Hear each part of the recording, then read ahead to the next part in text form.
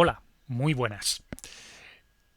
En la prehistoria de las competiciones automovilísticas, de las carreras de coches, que luego serían el embrión de la Fórmula 1, los coches participaban por países. Cada país pintaba su coche de un color diferente. Por ejemplo, Italia iba de rojo, Francia de azul, Reino Unido iba de verde, no me preguntéis por qué, y Alemania iba de blanco. Lo cierto es que un buen día, en 1934, el Mercedes-Benz W25 dio en la báscula 1 kilo por encima del máximo permitido. Así que al director de los alemanes, de la escudería de los coches alemanes, se le ocurrió la brillante idea de quitar y eliminar la pintura blanca del coche. Así se ganaría la ligereza para ahorrarse ese kilo de más y se podría competir en la carrera. Lo curioso de todo esto es que al eliminar la pintura, el coche quedó totalmente desnudo, de un color plateado, del color de la chapa del coche.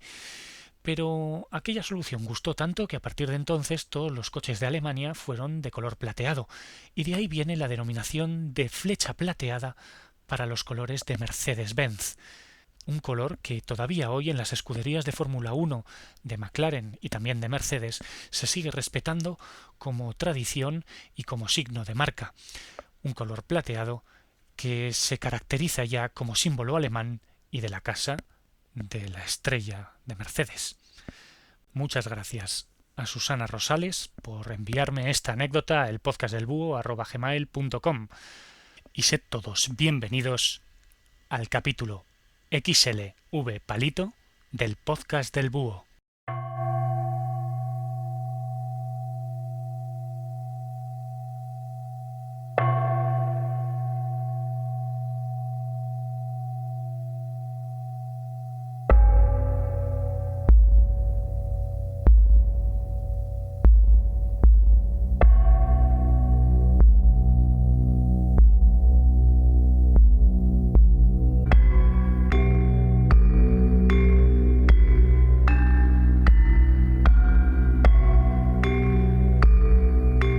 El templo de Abu Simbel, al sur de Egipto, es uno de los vestigios que los grandes faraones nos han dejado para la posteridad, y no es para menos porque en este caso fue Ramsés II, el más poderoso de todos ellos, quien mandó construir este magnífico templo para conmemorar su poder ante los pueblos sometidos.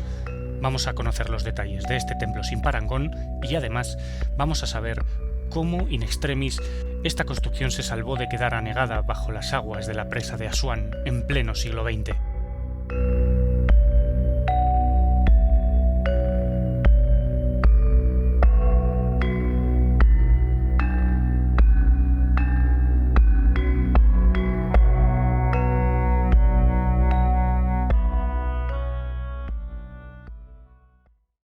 Me tildaréis de pesado si os digo que a mí los egipcios nunca me han hecho mucha gracia. Lo llevo diciendo bastantes veces a lo largo y ancho de estos 46 capítulos que lleva grabados el podcast del Búho. Pero bueno, al fin y al cabo se trata de dar mi opinión y nunca me han hecho mucha gracia, como ya os digo. En cualquier caso, tampoco por eso tengo que ignorarlos. Los egipcios nos han dejado una gran cantidad de vestigios culturales únicos en la historia de la humanidad, tanto que incluso los egipcios parecen sacados de otro planeta. No, no estoy diciendo que los egipcios tengan un origen extraterrestre, cuidadito, no me vais a pillar por ahí. Los egipcios tienen un origen tan humano como el tuyo o el mío. Lo que ocurre es que vivieron una especie de burbuja cultural que les hizo desarrollar un arte, unas costumbres y una religión que realmente han llamado la atención en los años posteriores. Hoy vamos a conocer uno de los hitos en el arte egipcio, y no es otro que el gran templo de Abu Simbel, al sur del actual país egipcio, y que merece la pena ser conocido, porque ha pasado absolutamente de todo por este templo, ha pasado vicisitudes, pero a su vez ha sido el templo que creo yo que es el mejor conservado de todos los que tenemos, exceptuando las pirámides. Así pues, vamos allá, vamos a conocer qué es esto de Abu Simbel y por qué tiene tanta importancia. Pero antes de describiros el templo en sí, sería un gran pecado mortal si no os cuento o no os sitúo en el espacio y en el tiempo a esta construcción. Nos vamos a situar en el sur del actual Egipto, como os he dicho. Estamos en el límite del Egipto faraónico, en una zona en la que no siempre los faraones gobernaron con mano de hierro. Estamos muy lejos del Valle de los Reyes, donde están enterrados la mayoría de los grandes faraones, y estamos más lejos todavía de las grandes pirámides que todos conocemos. Por lo tanto, nos vamos a ir muy, muy, muy al sur del Nilo, más o menos en las inmediaciones de la llamada Primera Catarata, una zona en la que el país de los nubios, aquellos guerreros de piel negra, salvajes y que no contemplaban la religión de los dioses egipcios, campaban a sus anchas. Pues bien, en esta zona los faraones siempre tuvieron un enemigo natural, una zona que tenía que ser conquistada y dominada para demostrar la grandeza de los seguidores del gran Ra. Pues bien, en esta zona de frontera es donde se emplaza el templo de Abu Simbel, y además muchos otros templos, porque bastantes faraones quisieron demostrar su poder plantando ahí un hito, un templo conmemorativo de su gran poder frente a los nubios. Pues bien, ya estamos situados en el espacio, vamos a situarnos en el tiempo. Nos vamos al siglo XIII a.C. y nos vamos a emplazar en la época de la dinastía decimonovena, que es, sin ninguna duda, creo yo, la más poderosa de toda la historia del antiguo Egipto. Y es que Abu Simbel fue construida por el gran faraón Ramsés II. Creo que no me equivoco si digo que Ramsés II fue el más poderoso de entre todos los faraones de la historia. Su reinado duró 66 años y el coleguita vivió hasta los 92 años de edad, una media de edad que sin ninguna duda superó a la de todos sus hijos. Prácticamente apenas quedó un hijo para sucederlo en el trono, y cuando lo sucedió el pobre chaval tenía 60 años. Así que imaginaos hasta qué punto fue importante Ramsés II en su época. Un faraón que ha dejado huella, y así es, porque nada más y nada menos que construyó Abu Simbel. Ahora que nos hemos situado temporal y espacialmente, vamos a conocer el templete de Marras, vamos a ver realmente por qué es tan importante arquitectónica y artísticamente el gran templo de Abu Simbel.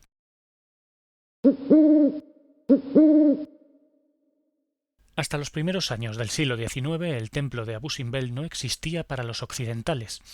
Era algo desconocido hasta que un tal Johann Ludwig Buchwald, en 1813, desenterró lo que parecía ser un enorme cabezón de un faraón egipcio.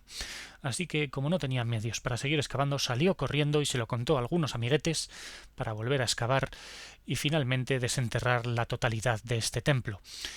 Afortunadamente este templo ha estado sumergido bajo las arenas, porque eso ha hecho que muchas de las pinturas internas se hayan conservado perfectamente. El caso es que ahora, una vez desenterrado el templo, si nos ponemos delante suyo podremos ver a 4 enormes estatuas de Ramsés II, una de ellas partida por la mitad a causa de un terremoto que se vivió en la época del propio Ramsés, pero que aún así no le resta grandiosidad a todo el conjunto. Esas 4 estatuas de Ramsés sedentes, es decir, sentadas, nos miran como diciéndonos: «¡Hey, mira qué tranquilo estoy aquí! Y mira qué pedazo de templo me he construido, mientras que tú eres un nubio que no vale para nada». Bueno, básicamente eso es lo que venían a decir, ¿no?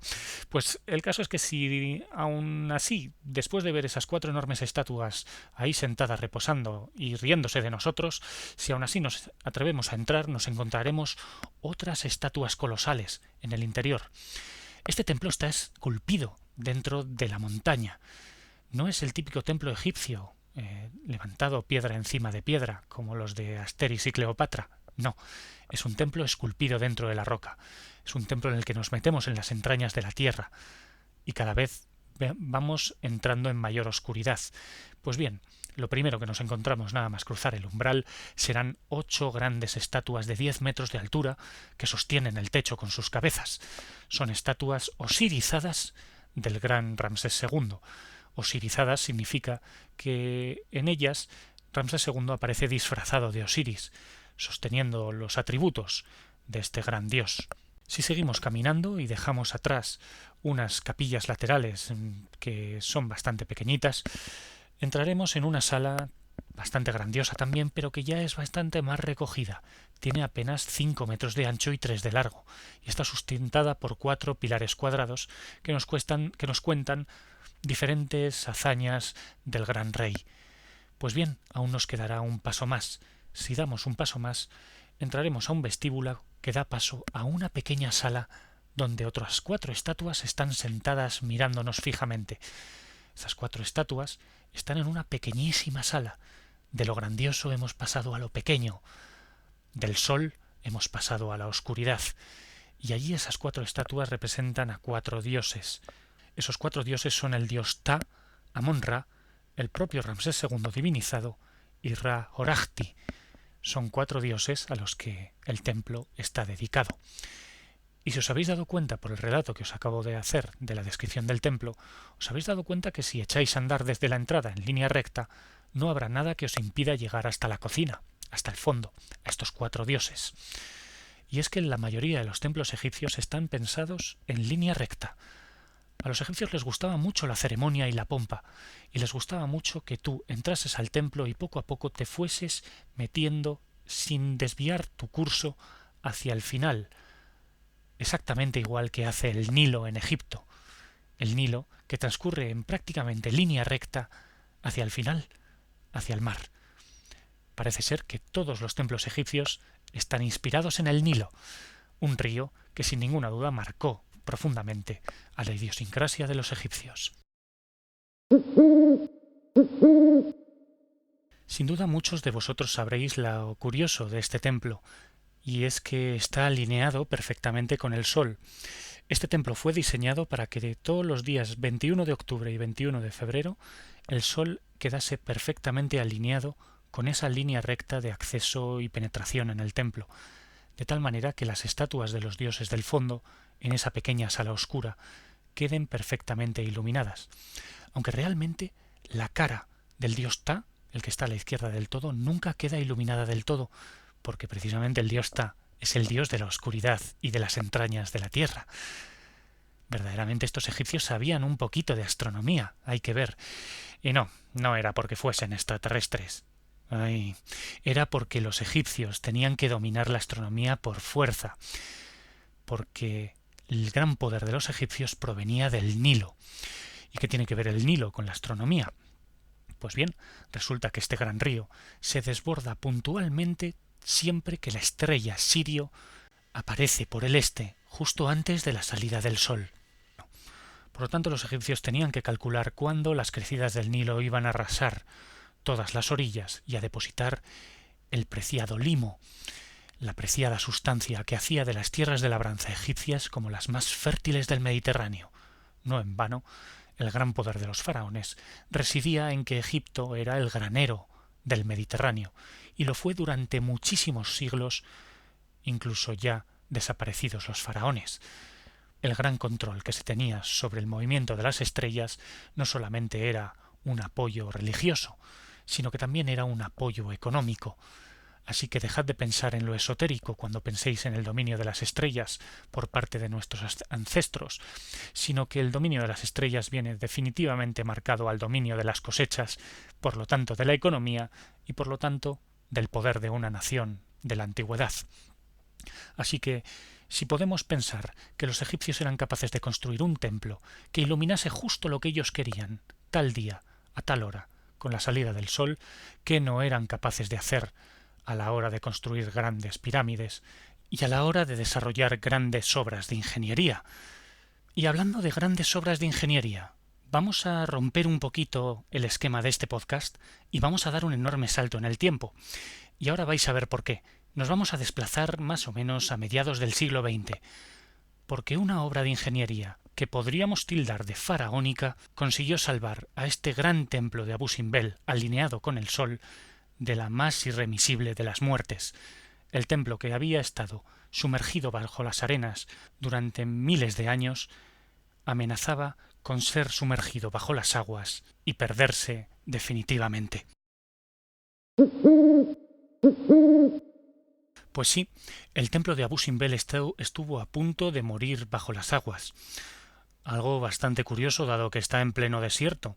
Os preguntaréis cómo carajo iba a estar el templo de Abu Simbel en peligro de quedar inundado.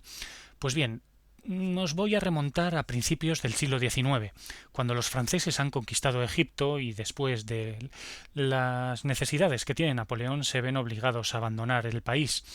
Por lo tanto, los egipcios quedan abandonados, entre comillas, a su suerte, y después de una serie de batallas, Egipto consigue la independencia en 1805, como un sultanato árabe. Los ingleses ayudan a construir una presa más o menos en el emplazamiento del sur, cercano a la primera catarata, y esa presa se ve desbordada constantemente por las aguas. El Nilo necesitaba ser domado, pero el Nilo es uno de los grandes ríos de la Tierra, y hacía falta una enorme obra de ingeniería que a principios del siglo XIX apenas podía ser pensada todavía. El caso es que pasaron los años y 150 años después se planeó la construcción de la gran presa de Asuán, que a lo largo de la década de los 60 se iba a llevar a cabo unos 8 kilómetros más arriba de la antigua presa que se intentó construir en el siglo XIX. Esta enorme presa de Asuán ya era posible técnicamente, pero eso significaba que el conjunto de muchos templos emplazados en Abu Simbel iba a quedar anegado bajo las aguas, y eso sinceramente es algo que no se podía permitir. Así que la UNESCO emprendió una campaña de recaudación de fondos para intentar salvar el templo de Abu Simbel y otros tantos templos de la zona. Hay algo que os he omitido, y es que el templo de Abu Simbel tiene junto a él otro templo muy similar, también de la misma época, dedicado a Nefertari, a la esposa del faraón, que también iba a quedar anegado bajo las aguas y que también merece la pena ser visitado. El caso es que se consiguió recaudar el dinero necesario, un presupuesto cercano a los 40 millones de dólares de la época, para que a lo largo de 1960 se realizasen una serie de obras que trasladarían el templo a un emplazamiento 65 metros más alto y desplazado unos 200 metros longitudinalmente. Esto hizo que el templo de Abu Simbel se salvase, sobre todo gracias a la participación de una cantidad de ingenieros europeos que trabajaron sin descanso para recortar piedra a piedra estos dos monumentos y llevarlos a un nuevo emplazamiento. Seguramente que esto os sumerge en un mar de dudas, nunca mejor dicho, porque si Abu Simbel estaba excavado en la montaña, una montaña entera no podía ser trasladada. Pues bien, se recreó una montaña artificialmente para ir emplazando las piezas que se habían ido recortando como en un rompecabezas. No eran piezas pequeñas, estamos hablando de piezas de casi 30 toneladas de peso, que se fueron encajando una encima de otra hasta reconstruir el templo todo lo fidedignamente posible. Incluso se respetó el alineamiento con el sol, aunque por razones obvias el sol ya no se alinea exactamente el mismo día. Hay una diferencia de un día. Ahora son el 22 de octubre y el 20 de febrero, los días en los que el sol se alinea perfectamente. Pero vamos, yo creo que es un error desdeñable. Me parece que la obra de ingeniería mereció la pena, porque ahora se puede seguir visitando el grandioso conjunto templario de Abu Simbel. Además, hay una curiosidad en todo esto. Hay otros tantos templos más pequeños que fueron rescatados en aquella zona, y el gobierno egipcio, como señal de buena fe y de agradecimiento, donó a los diversos países varios de estos pequeños templos que fueron rescatados. Y España fue uno de los países que recibió uno de estos templos. Supongo que si habéis visitado Madrid no os habréis perdido la visita al curioso y pequeño templo de Deboz, y os habréis preguntado qué pinta un templo egipcio en pleno centro de Madrid, detrás del Palacio Real. Pues bien, este templo de Deboz fue donado por el gobierno egipcio al gobierno español, que en los años 60 ayudó enviando a varios de sus mejores ingenieros para trabajar en las obras de traslado del templo de Abu Simbel. Vaya historia, ¿eh? El templo de Abu Simbel, grandioso por fuera, enigmático y misterioso por dentro, fue anegado por las arenas, conservado y luego desenterrado por la civilización occidental, que decidió que un buen día tenía que volver a anegar este templo, pero esta vez con agua. Afortunadamente el ser humano es una especie con conciencia y con sentimientos, y afortunadamente se consiguió salvar a estos dos templos de Abu Simbel y a otros muchos pequeños templos de ser sepultados bajo las aguas. No quiero juzgar a el Egipto del siglo XX por intentar prosperar como nación. No, ni mucho menos.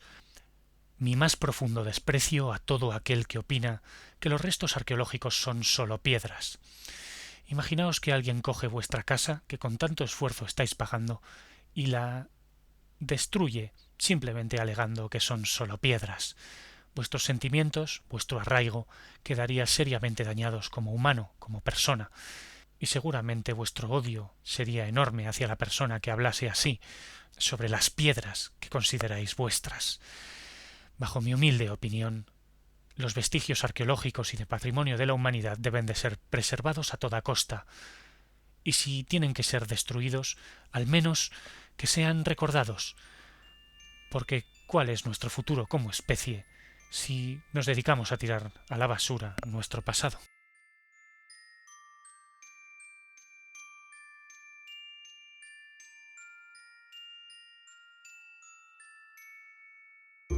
Espero que hayáis disfrutado de este podcast y espero que me hagáis saber vuestra opinión acerca del mismo en elpodcastdelbúho.com en los comentarios de esta entrada o bien en el grupo de Facebook, el Podcast del Búho, Historia y Mitología, que ya pasa de 425 seguidores.